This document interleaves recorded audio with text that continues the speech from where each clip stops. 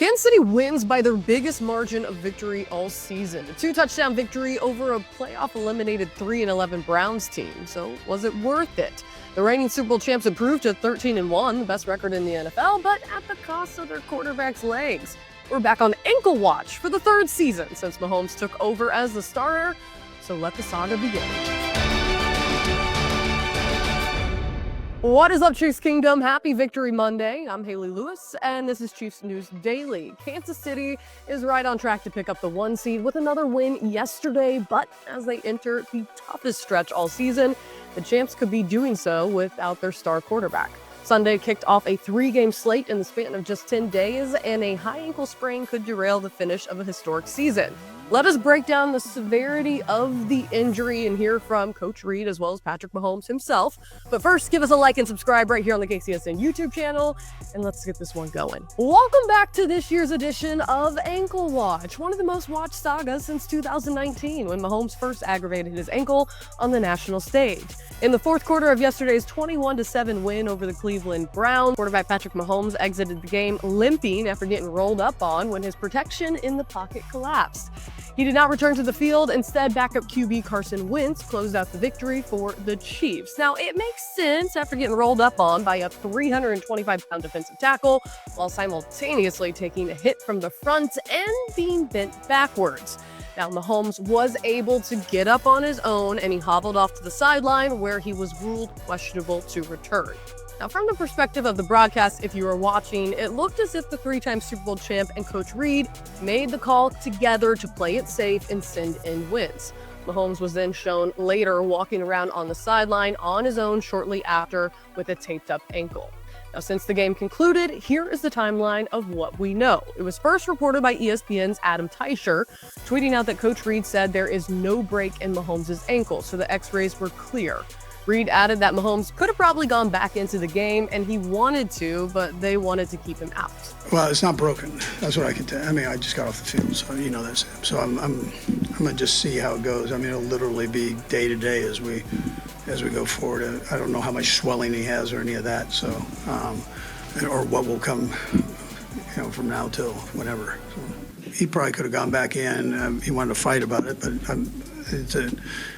we've got a good support there behind him with Carson, and it was good to get him a few reps in there too, and let our guys hear that snap count in case he has to go. So yeah, he wanted to go back in, but listen, he's a tough kid, and there was no need for that. So. Now, Mahomes was spotted leaving on a cart by Kansas City Star reporter Sam McDowell before speaking with reporters at the podium. He did walk out of the locker room on his own before getting on the cart. Mahomes was hit on several times after being pressured 21 times during the game. After the game, he told reporters it's hard to say right now about the condition of his ankle. Yeah, I mean, it's hard to say right now. I mean, obviously, it's still adrenaline rolling, and usually it's kind of the day after when you kind of get a good sense of it. But I feel like I could have finished the game in different circumstances, but I thought the smart decision, I think we talked about, was to put Carson in, and he's played a lot of football, and he finished the game well. Yeah, I was trying to run up in the pocket, obviously fourth down, trying to make a play happen, and as I threw the ball, I kind of got hit, and I haven't seen it, but it felt like someone hit me from behind as well, and so I kind of just got rolled up on. It kind of happens in football, and so tried to bounce back up, but obviously it hurt a little bit. But now we'll just get after the rehab part of it and try to be ready for next week. They're all different. Every injury is different. You can just kind of, what you have to do to get back, and I think that's the most important thing. And now we just get back to the rehab part, the treatment part, and try to get ourselves ready on a short week against a good football team. Now, according to Ian Rapoport, later Sunday evening, he said, quote, "The Chiefs' belief is that Patrick Mahomes suffered a high ankle sprain in the win over the Browns. They aren't sure on the severity of it. He'll undergo tests tomorrow," which of course is today. Kansas City has consecutive short weeks next. Not great. Well, this morning, Rapoport joined Good Morning Football with more details, so take a listen. That's right. We'll start with the biggest of them all. Patrick Mahomes is believed to have suffered a high ankle sprain in yesterday's game. Obviously exited the game. Carson Wentz finished out a relatively easy win for the Kansas City Chiefs. You watch that hit, high-low, the amount of pain he's in, him limping off. None of it is good. That said, it does not appear based on the initial diagnosis that this is a dire situation. Yes, I said the words high ankle sprain. That is the fear. Patrick Mahomes is going to have more tests today. X-rays were negative. He is considered week to week. But this is the same Mahomes that had a somewhat similar high ankle sprain around the playoffs a couple years back and ended up playing. His body has just built different. I know people say it, but his actually is. So we will see what his status is. The fact that he has a Saturday game and then a Christmas game does complicate things. All right, up next, the Chiefs are going to host the Texans for their final regular season home game this Saturday. That means a short week ahead and one less day to rest. It's not good when you're nursing an injury. That also means that Coach Reid is not going to speak with the media today, and tomorrow will be the team's first media availability. Now, after Saturday, it's an even shorter week. The Chiefs are going to have to turn things around for a road game by Wednesday, the 25th in Pittsburgh, just 4 days later. Now, Ian Rapoport tweeted out this morning, sources, Chiefs quarterback Patrick Mahomes was diagnosed with a mild high ankle sprain following tests, and he's still considered week to week. Tests confirmed initial thoughts. Now, the schedule is tough with a Saturday game, then a quick turnaround for Christmas. The Chiefs will know more as practice rolls on this week, and there is a chance that Patrick Mahomes practices this week.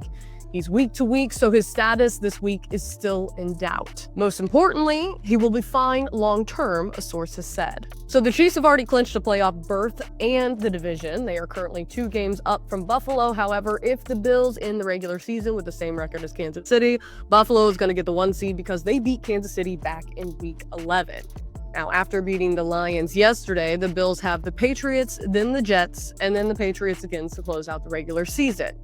That's not too bad. Kansas City, however, has Houston, Pittsburgh, and Denver up next. So with an injured QB, the slate ahead seems very daunting, to say in the least. Let us know what you're thinking in the comments below. Speaking of wanting to hear from you, join my LLC, the Loyal Listeners Club. It is back. It is free to sign up. It connects you with myself and other fans, talking all things Chiefs Kingdom. Now, I'm on there daily. I start little conversations and bring you guys updates as I can. Plus, you get exclusive access to rewards and special opportunities from the Kansas City Sports Network. So the link to sign up is in the description below this video. Make sure you go check it out. Breaking news coming out Monday afternoon. Running back Clyde Edwards-Helaire tweeted out a message indicating the Chiefs and the former first-round pick have parted ways. It said, quote, "Love you, KC, a family I didn't know I needed. Y'all made a kid from Baton Rouge's dreams come true. To Chiefs Kingdom, it's all love, and the support I had in troubling times will forever be unmatched from you guys. With love, Clydro." The Chiefs' official account on X shortly after shared, quote, "We have waived running back Clyde Edwards-Helaire." After 5 seasons with the Chiefs, the 25-year-old is moving on. A former first-round pick in 2020, CEH won 2 Super Bowl rings with the Chiefs. This season, the running back has sat on the active roster as a healthy scratch for 14 games.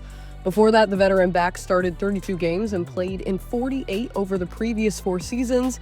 In that span, he rushed for 441 times for 1,845 yards and 12 touchdowns. He also caught another 89 passes for 765 receiving yards and 7 more touchdowns. CEH shared his struggles with PTSD and related symptoms during training camp earlier this season for the first time, stemming from a shooting incident during his tenure at LSU. Clyde shared the Chiefs have been extremely helpful in aiding him throughout the process. All right, let's wrap up today's show with some positive news. The Chiefs have the 4th best scoring defense in the NFL after yesterday's win.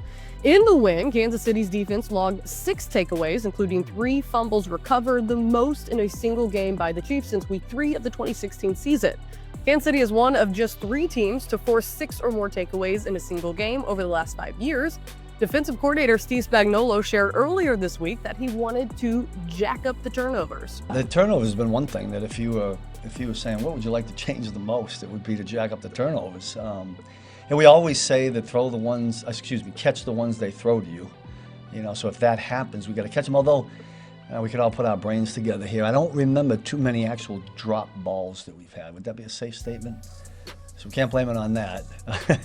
Maybe we got to get our eyes back and, cover a little tighter and try to get some. But, whether it's a forced fumble, a sack fumble, an interception, we all know the difference that makes in a win or loss. And we haven't had as many as we would like. And what I'm hoping for is that we're saving them all up. Alrighty, folks, that does it for another episode of Chiefs News Daily. As always, we'll be back again tomorrow. In the meantime, make sure you like and subscribe right here on the KCSN YouTube channel. Have a great rest of your Monday, and we'll see you back here on Tuesday.